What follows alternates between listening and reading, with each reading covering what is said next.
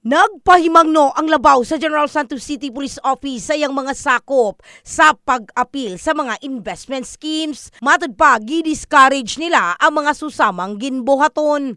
Yes po, ato ginas lang i-discourage kay walo na ta nga there is no such thing as double your money venture in 1 to 5 years.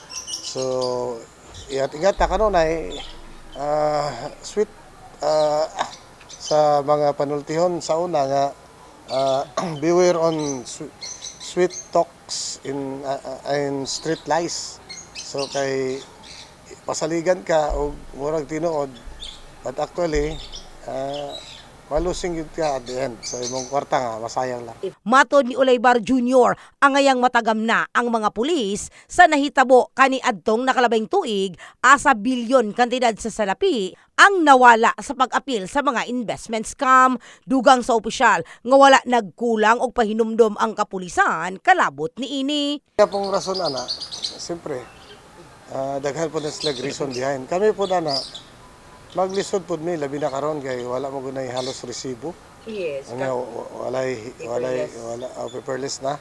So ang tracing ana is nagka-elevate na po, nagka-high-tech na po ang tracking ana agi na po nato cyber patrolling sa atong cybercrime para ma-track din to kung kinsa atong mga personnel nga nag-invest niya na nga which is atong wala nato na i-tolerate atong inang gibadlong kay kabalo na ta nga unsay nahitabo ato mga last 5 years ago sa atong lugar. Kahinumdumang nakalabing bulan, pipila ka reklamo ang gipaabot sa otoridad batok sa pakyas nga pag-payout sa duha ka gituuhang investment scam tuig 2019. Gitaktak sa pwesto ang tulo ka tag-as nga opisyal sa pulis sa Rehiyon 12 tungod sa 2 billion pesos investment scam. In the heart of changing lives. Kini sa Brigada Richelle Gubalani, Brigada News.